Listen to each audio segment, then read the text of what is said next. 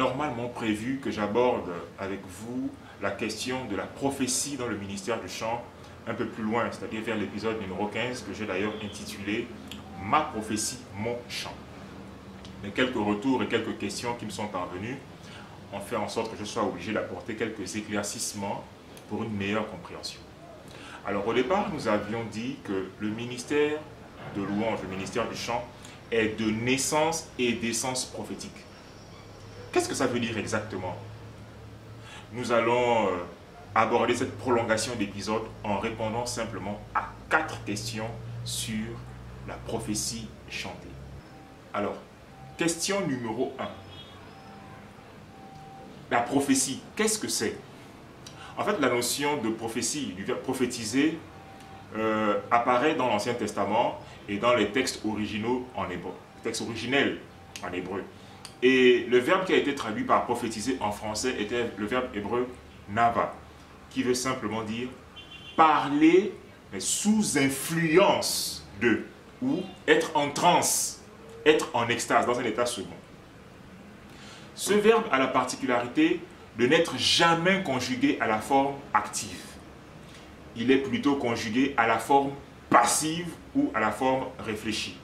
Cela veut dire que l'action de prophétiser n'est pas active, c'est-à-dire ne vient pas de nous, mais elle vient plutôt d'une force extérieure, supérieure, qui nous fait dire des mystères cachés. Ainsi, pour le peuple de Dieu, pour les croyants, prophétiser, c'est laisser Dieu parler par le Saint-Esprit à travers nos bouches et à travers nos plumes, nos écrits. Voilà pourquoi, par exemple, dans le livre du prophète Ézéchiel, Dieu en veut à mort aux prophètes qui prophétisaient selon leurs propres pensées et leurs propres désirs. Voilà pourquoi vous verrez souvent dans l'Ancien Testament, les prophètes commençaient à prophétiser en disant « Ainsi parle l'Éternel ». Question numéro 2. Prophétiser en chantant, comment est-ce possible? L'apôtre Paul va répondre à cette question dans le Nouveau Testament, dans la première épître aux Corinthiens.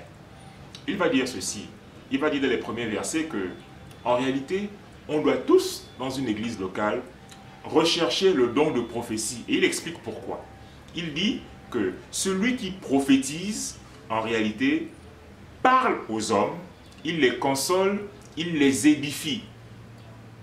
Et il va dire donc que celui qui prophétise est supérieur, infiniment supérieur à celui qui parle en langue. Il n'y a pas de débat là-dessus parce que, dit-il, celui qui parle en langue parle à Dieu pour lui-même. Et donc, en encourageant les Corinthiens à tous prophétiser, à partir du verset 24, il va dire que si lorsque vous prophétisez tous ensemble et qu'arrive dans l'assemblée un non-croyant ou simplement un homme même de l'assemblée, lorsque vous prophétisez tous ensemble, cet homme sera convaincu par vous tous, il sera jugé par vous tous, les secrets de son cœur seront dévoilés, de sorte que, tombant sur sa face, il adorera Dieu et il reconnaîtra que Dieu est réellement au milieu de vous. Et ensuite, au verset 26, il va dire, mais comment le faire? Comment y arriver? Comment arriver à cette prophétie collective qui apporte l'édification et qui fait adorer? Il va dire, lorsque vous vous assemblez, les uns ou les autres parmi vous ont-ils un chant, un cantique? Ont-ils une instruction, la doctrine? Ont-ils une révélation? Que tout se fasse pour l'édification. Ainsi, pour Paul, les chants inspirés, les cantiques spirituels sont des prophéties au même titre que les révélations et la doctrine. Et tout ceci contribue à l'édification du corps de Christ. Pour preuve, Jésus et ses apôtres, depuis les évangiles jusqu'aux épîtres, n'ont de cesse d'utiliser des passages des psaumes pour expliquer les mystères de la nouvelle alliance. Et ils l'utilisent au même titre que les prophéties des prophètes tels que Ésaïe, Jérémie, Daniel, Ézéchiel, etc. Question numéro 3. C'est qu'est-ce que les psalmistes prophétisaient exactement? Qu'est-ce qu'ils disaient? Alors, vous devez savoir que les psalmistes, les chantres, ne disaient pas ce qu'ils voulaient dire, mais ne disaient aux gens que ce que Dieu voulait dire aux gens et qu'il avait vraiment prévu de dire aux gens. Et ils étaient arrivés à ce stade parce qu'ils étaient tellement imprégnés de la pensée de Dieu par une étude approfondie des Écritures et par la prière qu'ils en avaient eu une oreille spirituelle aiguisée pour écouter Dieu parler. En plus, ils avaient une formation poétique et musicale si calée qu'ils en étaient devenus des moyens d'expression hors pair de la pensée de Dieu auprès des hommes. Alors, ils ne proclamaient pas de bonnes paroles, ils annonçaient la parole de Dieu.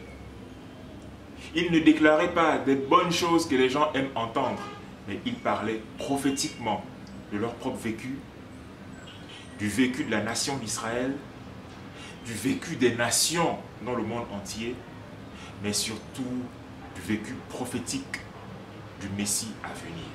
Et comme exemple, vous avez le psaume 22 qui s'intitule « La mort du Fils » ou « Meurt pour le Fils », dans lequel David, on a l'impression qu'il incarne Jésus-Christ 1000 ans après, ou par exemple le psaume 110 où David, par anticipation, contemple la gloire de Jésus-Christ, le Fils assis auprès de son Père. Alors, dernière question, question numéro 4. Louange et louange prophétique. Où est la différence? Alors, nous l'avons déjà dit. La louange en elle-même est déjà prophétique. Il n'est donc pas besoin de rajouter l'adjectif qualificatif prophétique à ce qui est déjà prophétique.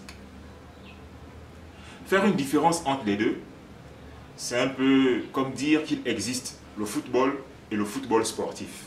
Ça n'a pas de sens parce que le football, c'est déjà un sport. Ainsi, toute louange est prophétique. Il y a donc juste une différence de profondeur en fonction du chant utilisé et de la charge spirituelle de celui qui chante. Bon, il y en a qui ont dit que la louange prophétique, c'est la louange dans le parler en langue. Mais même si la louange dans le parler en langue existait vraiment, Paul dit, celui qui parle en langue, qu'il parle pour lui-même. Mais lorsqu'on est en assemblée, devant un public, on prophétise. C'est-à-dire qu'on parle clairement aux hommes de la part de Dieu pour les consoler, pour les exhorter, pour les édifier et les encourager. En conclusion, dire que la louange est prophétique, en fait, ce n'est pas une manière de demander aux chantres de se transformer en proclamateurs de bonnes paroles à chaque fois qu'ils auront la parole. Mais c'est plutôt l'occasion de faire comprendre aux hommes que Dieu, dans sa sagesse infinie, a décidé d'utiliser la combinaison gagnante entre sa parole inspirée, les arts musicaux et les arts poétiques. Tout ceci dans le but de parler clairement aux hommes pour les sauver, pour les consoler, pour les édifier. Allez, shalom.